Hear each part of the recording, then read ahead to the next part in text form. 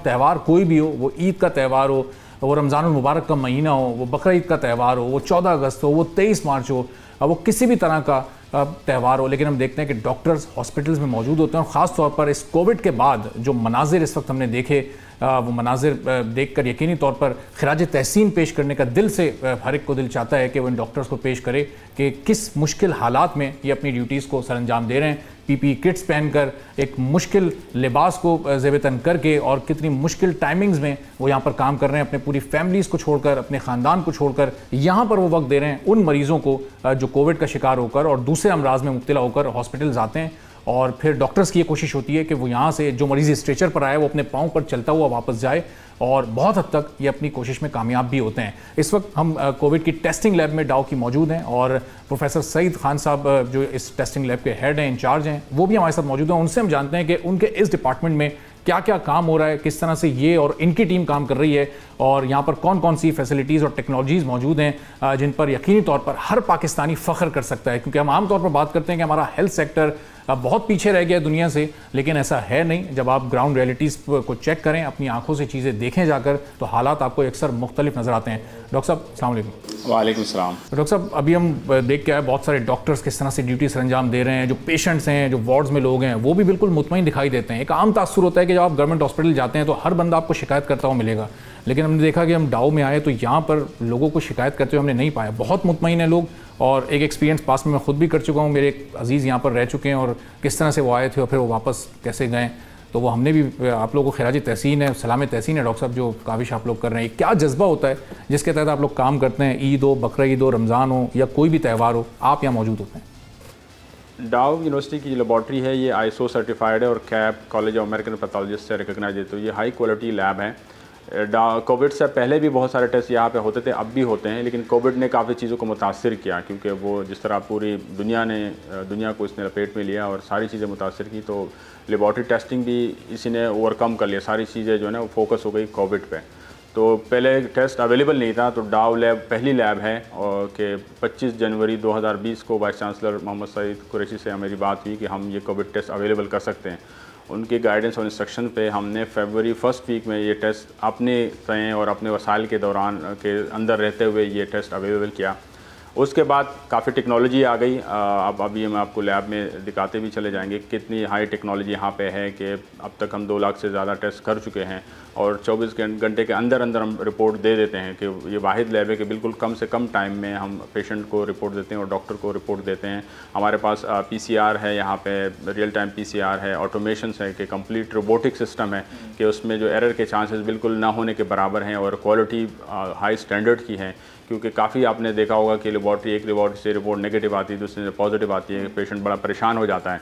तो ये सारी चीज़ें देखने के लिए हमने बिल्कुल क्वालिटी को इंश्योर किया हुआ है कि हमारे पास जो भी टेस्ट आते हैं इसके एक एक्सटर्नल प्रोफेशनल टेस्टिंग होती है, कि बाहर से हमारे पास ब्लाइंड सैंपल आते हैं, वो हम चेक करते हैं और वापस उस कंपनी के पास भेजते हैं, तो हमें सर्टिफिकेट देती है। अब ये दीवार पे लगा हुआ एक सर्टिफिकेट क्वालिटी का, कि उससे अंदाज़ा होता है कि हमारे थर्ड पार्टी ने हमारे रिपोर्टिंग को, टेस्टिंग को हाई क्वालिटी डिक्लेयर किया हुआ है, जिसकी वजह से हम पे पेशेंट का भी एतमाद है और फिजिशियन और डॉक्टर का भी एतमाद है।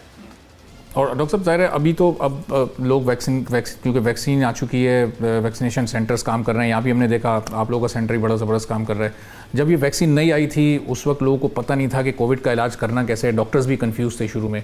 उस वक्त हमें पास खबर आई कि जी डाउ यूनिवर्सिटी हॉस्पिटल में एक प्लाज्मा बना है, और उसको यहीं पर प्रोसेस किया गया, और उसके ज़रिए उसका इलाज किया जा रहा है। वो जो किसी के ब्लड से लेके और फिर दूसरे में मुंतकिल किया जाता था, वो प्लाज्मा अभी भी चल रहा है। वो एक्सपीरियंस कैसा रहा? उसके ज़रिए कितने पेशेंट्स वो सेहतयाब होकर गए?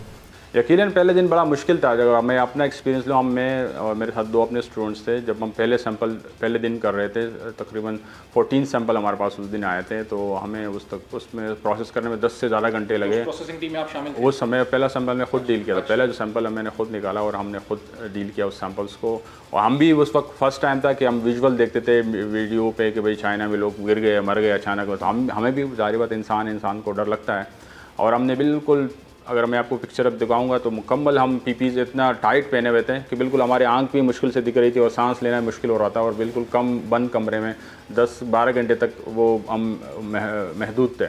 लेकिन जब हमने प्रोसेस किया और अल्लाह ने करम किया कि हमारा सिस्टम बड़ा सही काम किया और पेशेंट जो है वो सही होना शुरू हो गए, तो वक्त के साथ साथ चीज़ें बेहतर होती चली गई। खौफ थोड़ा सा कम हो गया, सप्लाई भी चीज़ों की आनी शुरू हो गई, पीपीज़ बेहतर हो गए। फिर जिस तरह आप बताएं वैक्सीनेशन का प्रोसेस भी चल पड़ा, तो और अल्लाह ने करम किया कि चीज़ें हमारे यहाँ काफ़ी बेहतर रही। रिसर्च पाकिस्तान की थी ये प्लाज्मा रिसर्च, या फिर ये आइडिया कहीं और से आपने अडॉप्ट किया था? ये आइडिया बाहर मुल्कों में दूसरी बीमारियों पे हुआ था कि बाकी बीमारियों में इस तरह जो दूसरे वायरसेस हैं उसके लिए ये ट्राई हुआ था, लेकिन कोविड में अभी तक नहीं हुआ था। तो हमारी एक दूसरी टीम है उसने इस पे काम किया और प्लाज्मा निकाल के जो रिकवर्ड पेशेंट थे उनसे प्लाज्मा निकाल के दूसरे जो सीवियर पेशेंट थे उसमें इंजेक्ट किया और उससे उसको बहुत अच्छे रिजल्ट मिले। तो ये प्रोसेस अभी भी चल रहा है, और लेकिन अभी तक माशाल्लाह वैक्सीनेशन भी आ गई, वैक्सीन्स भी आ गई, तो ये एक और उससे एडवांस एक टेक्नोलॉजी। अब ये वैक्सीन पाकिस्तान को दूसरे मुल्कों से लेनी पड़ रही है। यहाँ डाउ में देखा कितनी ज़बरदस्त टेक्नोलॉजीज़ हैं, पाकिस्तान में टॉप के रिसर्चर्स भी मौजूद हैं, फिर हम अपनी कोई वैक्सीन बनाने में या अभी तक अपनी कोई मेडिसिन बनाने में क्यों कामयाब नहीं हो सके? वो दरमियान में पंजाब के एक शहर से खबर आई थी कि वो कोई वैक्सीन वो मेडिसिन बना ली गई है, एक आध खबर कराची में भी कहीं से आई, लेकिन गवर्नमेंट ने भी उसको सीरियस नहीं लिया और शायद रिसर्चर्स ने भी उस पर रिसर्च नहीं की। ऐसा क्यों है? ये जो आखिरी जुमला है गवर्नमेंट ने बहुत सीरियस नहीं लिया, तो ये बहुत इंपॉर्टेंट है। साइंटिस्ट हमारे पास अल्लाह के करम से बहुत अच्छे ब्रेन और माइंड है, अच्छे क्वालिटी के साइंटिस्ट हैं, लेकिन असल में साइंटिस्ट अपना काम कर देता है, लेकिन उससे आगे की बात है कि उसको हाई लेवल पे लेके चला जाए कि मास स्केल पे उसका प्रोडक्शन हो। टेक्नोलॉजी इतनी एडवांस हमारे पास करंटली नहीं है कि लार्ज स्केल पे इंडस्ट्रियल लेवल पे जिसको हम कहते हैं कि वो वैक्सीन बनाई जा सके।